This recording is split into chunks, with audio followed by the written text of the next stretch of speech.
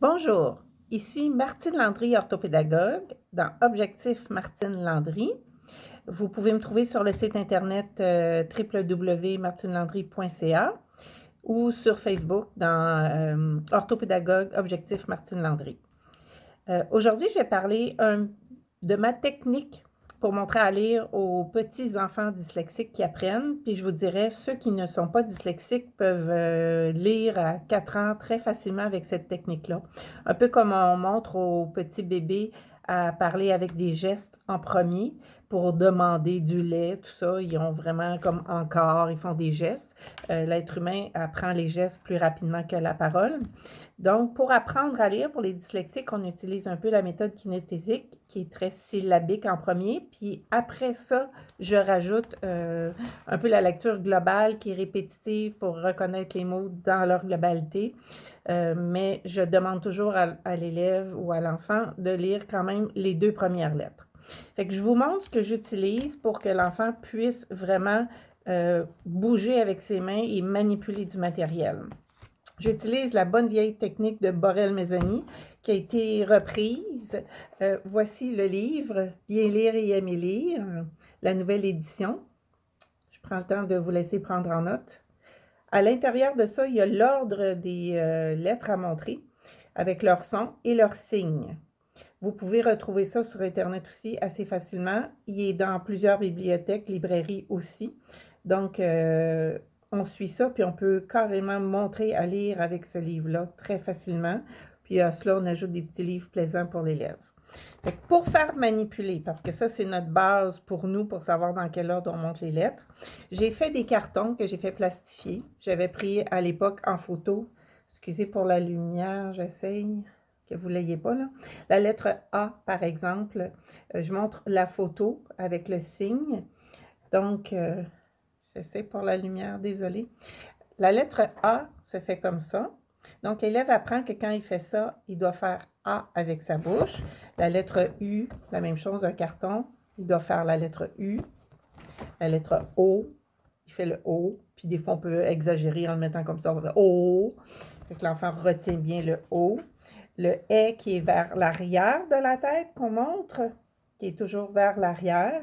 Là, je suis à l'envers, excusez-moi pour vous. Le E, comme ça qu'on fait avec au-dessus de la tête. J'essaie de combattre ma lumière. Le E. Le E qui est bizarre un peu, mais qui est vraiment la main par en bas, qu'on fait je le sais pas. Le I qui est un petit I. Fait qu'on commence, comme vous voyez, par les voyelles, le Y étant aussi le son I. Et dans le livre, on suit la séquence, après ça, de la consonne qui va avec. Et on doit mettre de l'importance sur comment placer nos mains. Comme par exemple la lettre V. Okay? La lettre V et la lettre F se prononcent exactement au même endroit sur les lèvres. Donc, F, on souffle de l'air. Donc, les lèvres, on fait le signe comme ça pour le F. Il y a un carton pour ça aussi. Et la lettre V, l'élève va faire avec ses mains la lettre V, mais va réaliser, et on doit lui dire, qu'il doit faire vibrer sa lèvre du bas, et que ça chatouille sur le bas, pour qu'il fasse la différence entre F et V, qui est souvent mélangé chez les dyslexiques. Comme par exemple le ch, on va vraiment faire écraser les joues pour que l'élève soit obligé de sentir comment se fait le ch. Et le j qui est très, très différent aussi. Je me sens un peu drôle de faire ces gestes-là. Et PB, c'est la même chose un peu. Le P et le B se font exactement au même endroit sur les lèvres, mais le P, on fait vraiment le bras qui est la ligne et la boule se fait avec la main. Donc, P, là, je ne sais pas si pour vous c'est à l'envers, mais en tout cas, P. Donc, P, l'air sort, P, elle est expulsée très fort, alors que B, on doit serrer les lèvres très fort pour faire le B, mais il se fait au même endroit. Donc, si l'élève prend conscience de où il fait le son avec sa bouche, très rapidement, il va être capable de prononcer comme il faut la lettre et de l'identifier. Et par la suite, ce qu'on peut faire, c'est combiner, et on demande à l'enfant de combiner, comme ici.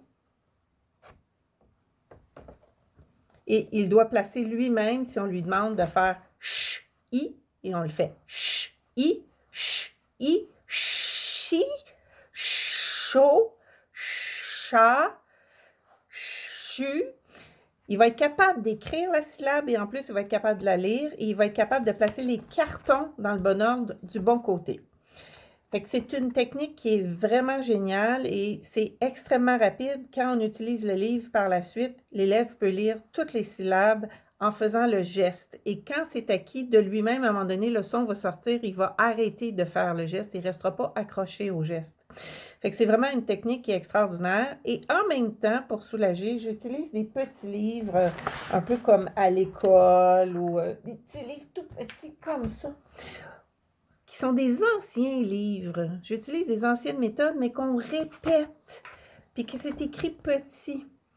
Puis on répète les mêmes mots à l'intérieur, ce qui fait que globalement aussi, il y a des mots que l'élève peut reconnaître et dire « Ah, je suis capable de lire plus rapidement » parce qu'il revoit les mêmes mots.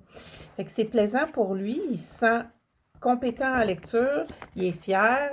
Fait que, puis j'ai fait ça pour à peu près, en fait, j'ai fait pour toutes les lettres et je l'ai fait pour tous les sons comme « wa », « un »,« ñ ». Vous allez voir dans le livre, Borel Maisonnier, il montre dans quel ordre les montrer aussi, mais le 1, je le montre assez rapidement parce qu'il est utilisé beaucoup. Puis le N étant sur le nez, on met le U proche du nez, donc 1. Fait qu'il va reconnaître le mot 1 parce qu'il va le voir souvent. Fait que c'est comme ça que je procède pour les dyslexiques qui sont petits. Puis avec ça, même ma fille lisait à l'âge de 4 ans. Quand je l'ai montré aux dyslexiques qui était à côté, elle n'avait pas de dyslexie, puis elle était capable de lire rapidement. Fait qu'elle a lu très, très rapidement en utilisant les deux techniques, soit la globale et la syllabique comme ça. Je sais que vous utilisez les mots phonème, graphème et tout ça, là, mais j'utilise des termes pour les parents aussi. Donc, ce sont d'excellents outils pour les jeunes enfants dyslexiques qui ont de la difficulté. Je l'utilise jusqu'en 3e année très facilement et des fois, j'y reviens. Ceux qui ont des problèmes un petit peu de prononciation orthophonique, mais que c'est pas très grave, qui n'ont pas un réel diagnostic, c'est juste un défaut d'élocution parce qu'ils sont habitués de parler comme ça ou qu'ils zozotent ou tout ça, là. Ça ramène un langage adéquat. Parce que l'enfant sait où placer la langue, les joues, les dents, la bouche, comme le L, il sait que la langue doit se lever vers le haut, derrière les dents. Le D, on prononce aussi derrière les dents.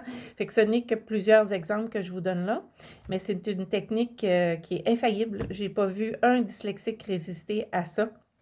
Ça fonctionne merveilleusement bien.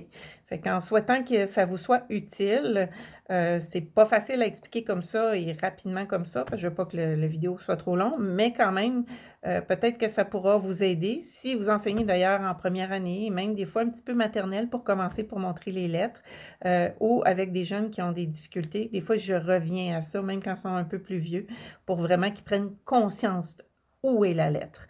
Donc, on utilise cette technique-là pour manipuler et savoir avec la bouche où se situe la lettre. Comme ça, le cerveau n'est pas obligé uniquement d'utiliser la vision pour analyser quelle est la lettre, puis l'inverser quand c'est un B, c'est un B, c'est un P, c'est un D. Avec cette technique-là, il ne se mélange plus.